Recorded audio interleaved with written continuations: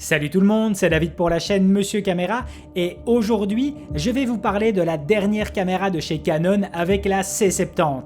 C'est parti! Alors avant de commencer, quelques éléments à préciser. Le premier, c'est que je ne m'estime pas assez qualifié que pour vous faire un test ou retour aussi scientifique que je le voudrais, et pour celles et ceux ayant cette qualification, je m'en excuse. Le deuxième, c'est que je vais être bien plus exigeant envers cette caméra que je ne l'ai jamais été auparavant dans mes précédents tests. La raison est très simple, et cela va déjà vous spoiler une partie du test. J'essaye par tous les moyens de me convaincre que je n'ai pas besoin de cette caméra à presque 4500 € hors TVA la machine. J'essaye de me dire que je n'ai pas besoin de cette C70. Vous le savez, je le dis assez souvent, on investit dans du matériel par besoin et non par envie. Le problème, c'est qu'ici cette caméra répond beaucoup trop à mes besoins et donc j'en ai envie. Ma curiosité est en train de se retourner contre moi-même. J'ai voulu tester cette C70 car de tout ce qui est sorti en 2020, c'est la seule caméra qui a réellement piqué ma curiosité avec la Red Komodo. Et au final, je me rends compte que cette caméra pourrait me faciliter la tâche sur bien des situations. Mon intuition a vu juste, mais j'étais pas vraiment prêt. D'un point de vue spécification technique, on retrouve une caméra pouvant filmer en 4K DCI 422 10 bits jusque 120 images par seconde et le tout en interne. C'est une monture RF faisant de cette C70 la première caméra EOS Cinema à proposer cette nouvelle monture. Celle-ci offre pas mal d'avantages, mais ça, ce sera peut-être le sujet d'une future vidéo. En plus de cette nouvelle monture, on retrouve un nouveau capteur 4K DGO au format Super 35 provenant tout droit de la C300 Mark III. Ce capteur DGO, traduit par double gain en sortie, enregistre 2 fois l'image à 2 plages d'ISO différentes afin de combiner le tout par une image offrant une dynamique de plus de 16 diaph. Ces deux combinaisons d'images offrent la possibilité de réduire énormément le bruit présent en basse lumière. On retrouve ensuite des éléments comme les filtres ND internes pouvant offrir jusqu'à 10 diaph de réduction. Pas moins de 13 boutons physiques customisables, 2 entrées mini XLR avec une alimentation fantôme 24 volts, du Full HDMI, de l'USB-C, un double slot carte SD, un écran rotatif, une stabilisation numérique ainsi qu'un incroyable autofocus. La caméra offre bon nombre de codecs et vitesses d'enregistrement avec entre autres la possibilité d'enregistrer en proxy sur la deuxième carte SD. Et je vous mets le lien de la fiche technique en description. Je vais directement commencer ce test par la partie autofocus. Alors, la logique voudrait que si je disposais d'une veste, je devrais retourner celle-ci, car si vous me suivez depuis le début, et même si j'ai légèrement évolué, vous savez que l'autofocus et moi, eh bien ça fait deux. J'ai toujours prêché le fait d'être avant tout bon en mise au point manuelle, car hors de question de faire confiance à une caméra. En fait, je pars du principe qu'on ne peut pas en vouloir à une caméra de ne pas savoir ce que nous voulons filmer. Dépendre de l'autofocus nous prive de l'utilisation des nouvelles et anciennes optiques mécaniques et nous rend dépendants des objectifs à la marque. Vous êtes nombreux à vous retrouver bloqués avec une marque à cause de votre ensemble d'objectifs natifs à celle-ci. En ce qui me concerne, je vous ai déjà expliqué que je n'investis que dans deux types de montures, avec du vintage en M42 ainsi que du EF, car cela me permet de pouvoir les adapter sur n'importe quelle caméra que je viens à avoir. Et ici, je me retrouve avec pas mal d'avantages. Je vous explique. Même si je n'en ai pas disposé durant mon test, Canon propose en option différents types de bagues d'adaptation EF vers RF, que ce soit en mode traditionnel, filtre polarisant intégré, ainsi que Speed Booster transformant ce capteur Super 35 en plein format avec l'utilisation complète de l'optique. Cela veut dire que je peux utiliser mon parc EF de différentes façons dessus, tout en gardant presque les mêmes possibilités d'autofocus. Pour ce qui est de sa monture RF native, elle devient en fait un futur standard.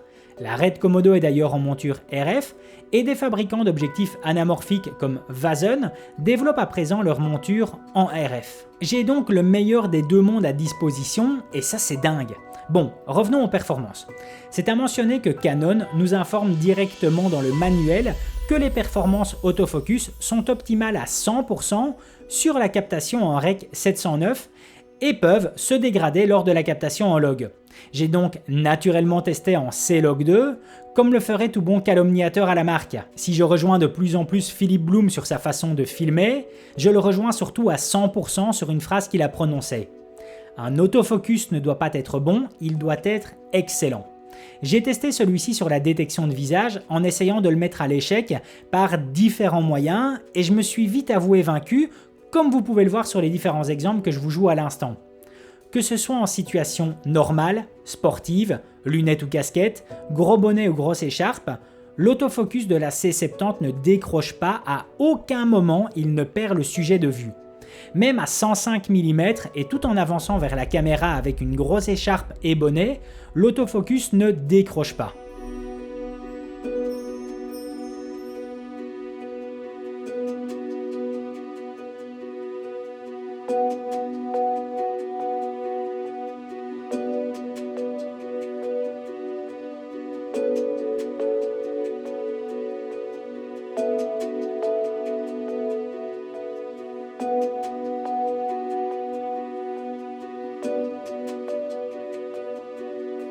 Vous avez un sujet devant vous, mais vous ne savez pas comment celui-ci va se déplacer. Ce n'est pas grave, même sur des mouvements très bruts à main levée, du moment que le sujet est dans le cadre, la C70 fera le reste.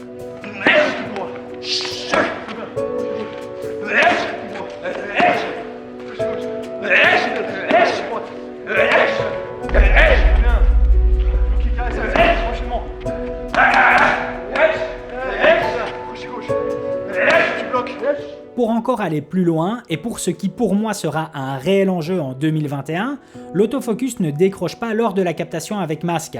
Il sera certes un peu ralenti, mais ne décroche toujours pas. Pour les personnes travaillant en mode solo, cette fonctionnalité devient un critère de sélection lors du choix de la caméra.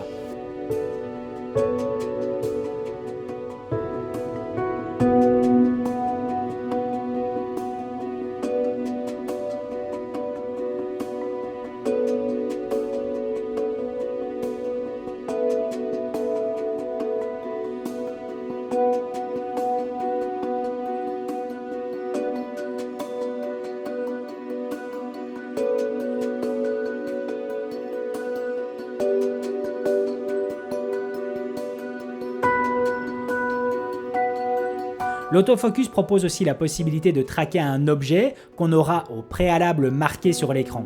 De nouveau, aucun souci à ce niveau.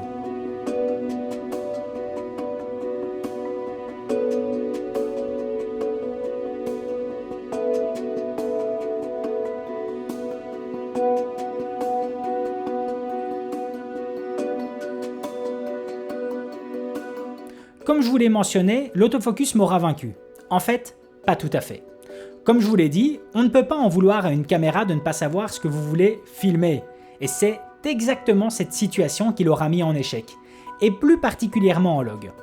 Essayez de filmer une scène où il ne se passe rien et dont vous ne signalez rien à mettre au point, et ce sera alors la cavalcade du pompage et des allers-et-viens en cascade. Est-ce que cela m'ennuie? Non, je m'en balance complètement, d'autant plus que je suis quasi persuadé que cela risque d'être corrigé sur une prochaine mise à jour.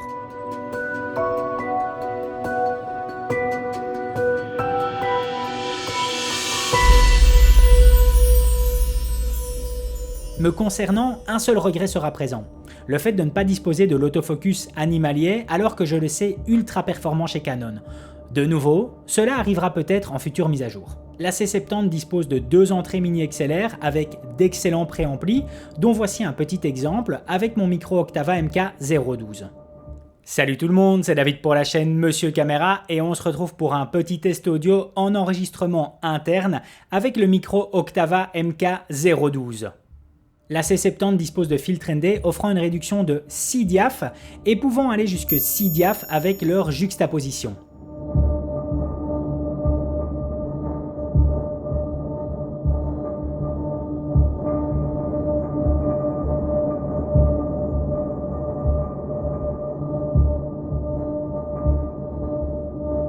Le moiré, même si présent, est vraiment minime et vous offrira un peu de soulagement lorsque votre interviewé arrivera avec sa plus belle chemise.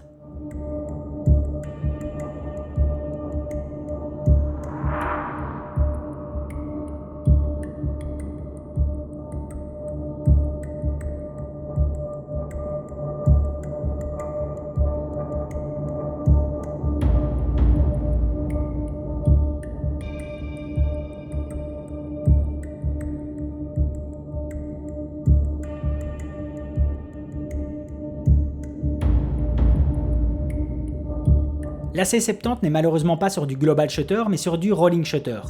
Et c'est un des éléments qui me faisait le plus peur. Au final, je me suis convaincu par le résultat que je jugerais quasi aussi bon que ma Pocket 4K qui est sur un capteur plus petit.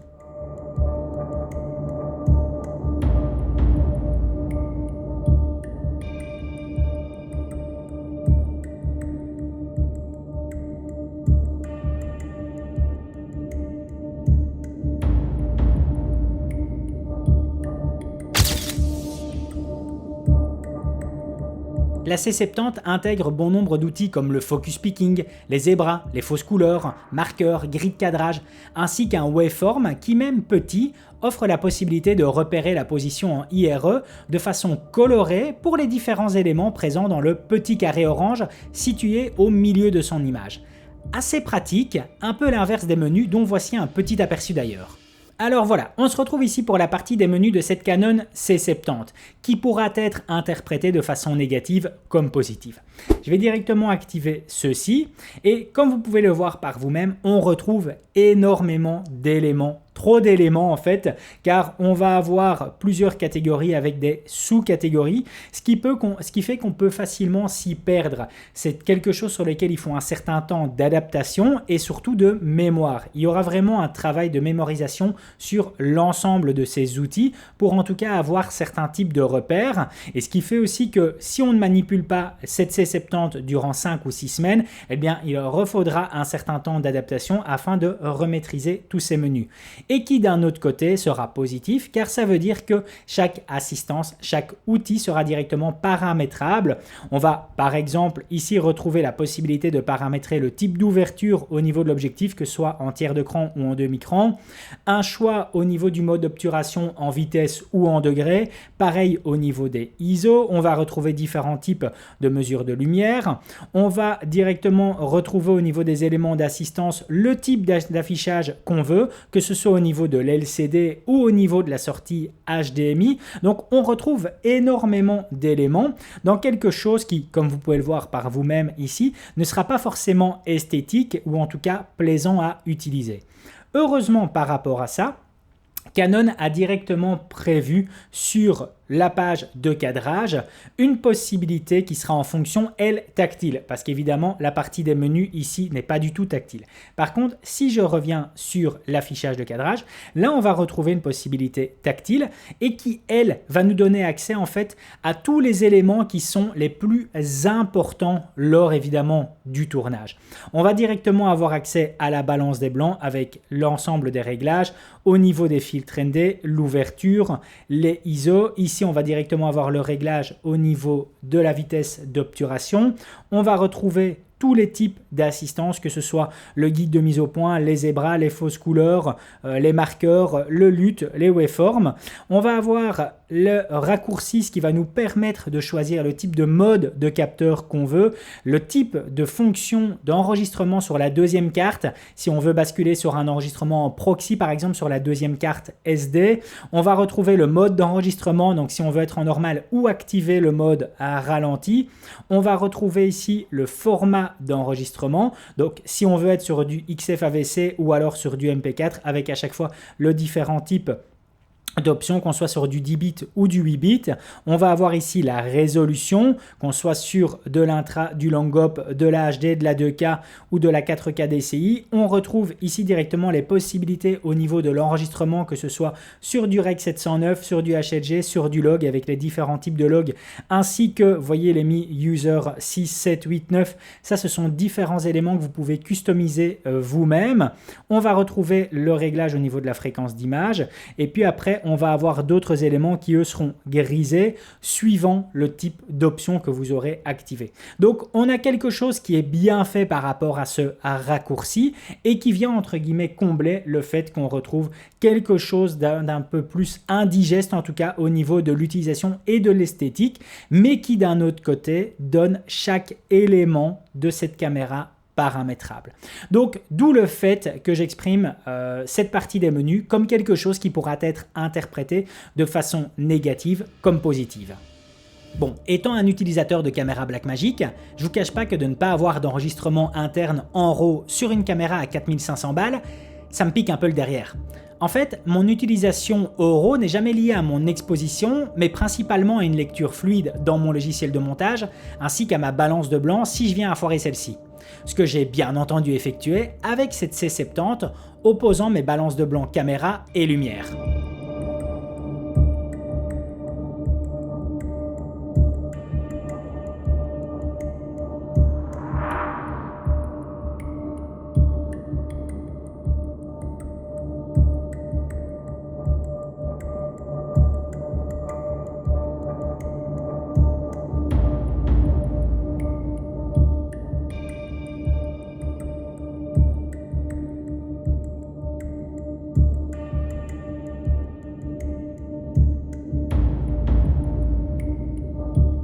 En chipotant un peu, j'arrive à récupérer quelque chose d'utilisable pour une situation extrême qui, entre nous, ne risque pas de m'arriver.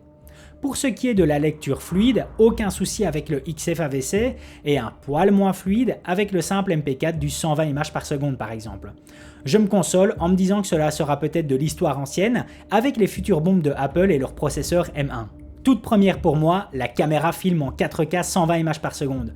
Et même si cela vient à sacrifier la mise en action du capteur DGO ainsi que l'enregistrement en XFAVC, le résultat est hyper plaisant et me pousserait presque à en abuser. Le signal est clean et net.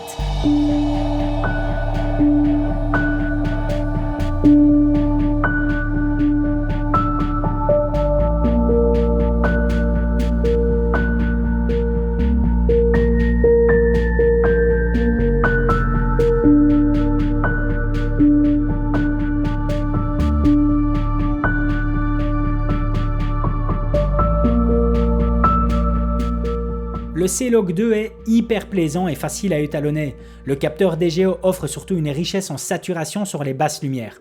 Un détail qui pour celles et ceux filmant souvent en conditions difficiles ne laissera pas du tout indifférent.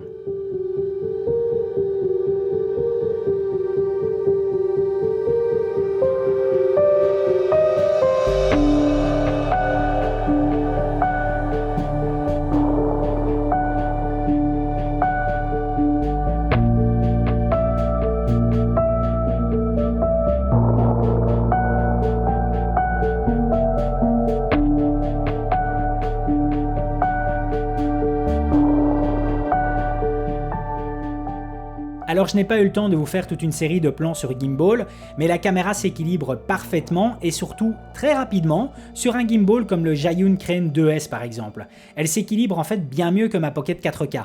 Bon, on va maintenant essayer d'aborder sa plage de dynamique annoncée à plus 16 diaph. Et comme je l'ai mentionné en début de vidéo, je ne m'estime pas assez qualifié que pour vous offrir un test aussi qualitatif ou scientifique que le repère.net par exemple. Pour tout vous dire, la C70 m'a déstabilisé au point de remettre plein de choses en question.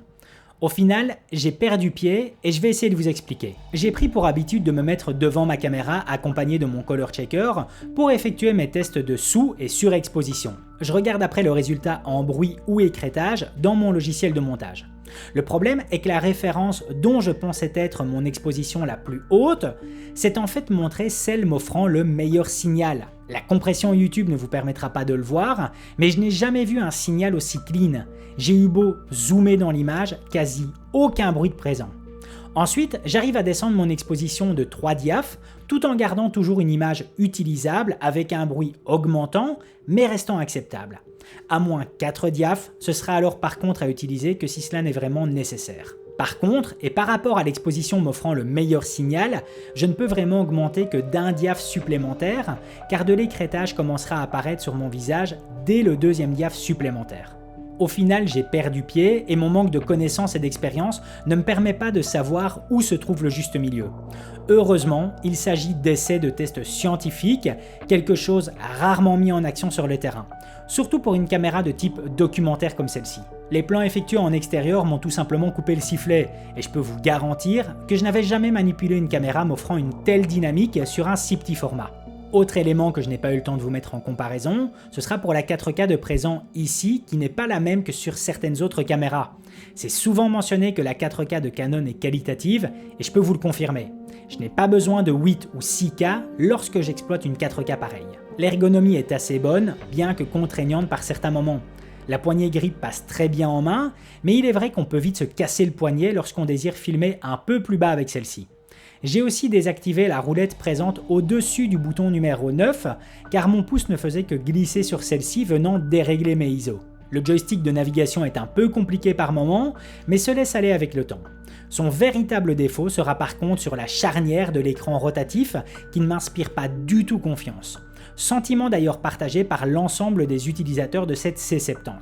J'espère franchement que Canon sera assez souple sur la garantie si celle-ci vient à se casser. Alors la C70, pour qui et pourquoi? Je peux déjà vous dire pour moi. Je vous balance une photo à l'écran. Ça c'est moi. Je suis en train de tenir une caméra m'offrant de la 4K hyper qualitative en basse lumière avec des codecs puissants 422 10 bits et pouvant aller jusque 120 images par seconde. J'ai pas besoin de follow focus ou de deuxième personne, l'autofocus est dingue et fonctionne parfaitement avec mon parc EF déjà présent. Un filtre ND par-dessus l'objectif? Non merci. J'ai du ND interne ne présentant aucun shift sur la teinte. L'autonomie, je peux aller sur plus de 2 heures en continu avec la plus petite batterie. Les zébras c'est bien, mais les fausses couleurs, ça c'est bon. Pas besoin de moniteur externe, j'ai tous ces outils d'inclus avec le retour visuel sur un écran rotatif qui me permet de me filmer tout seul. J'ai envie d'avoir un bon enregistrement audio externe, les préamplis sont excellents avec 2 entrées mini XLR en bonus. Et puis surtout, ce que je tiens là entre les mains ne me bloque en aucun cas l'accès à l'ensemble des plus gros lieux touristiques mondiaux.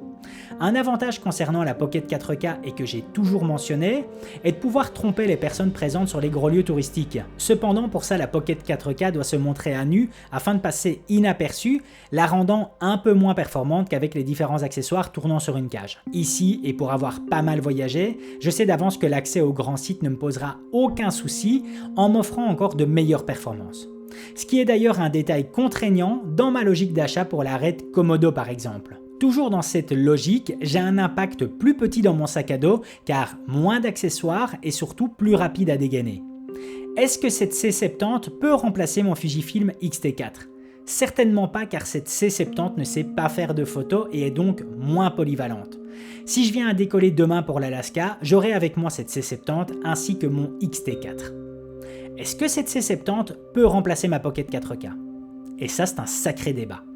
Alors, dans un scénario m'obligeant à choisir entre les deux avec une arme pointée sur la tête, je choisirai toujours la C70 car c'est une démarche rationnelle que de choisir celle-ci. J'ai envie de cette C70 mais j'en ai surtout besoin.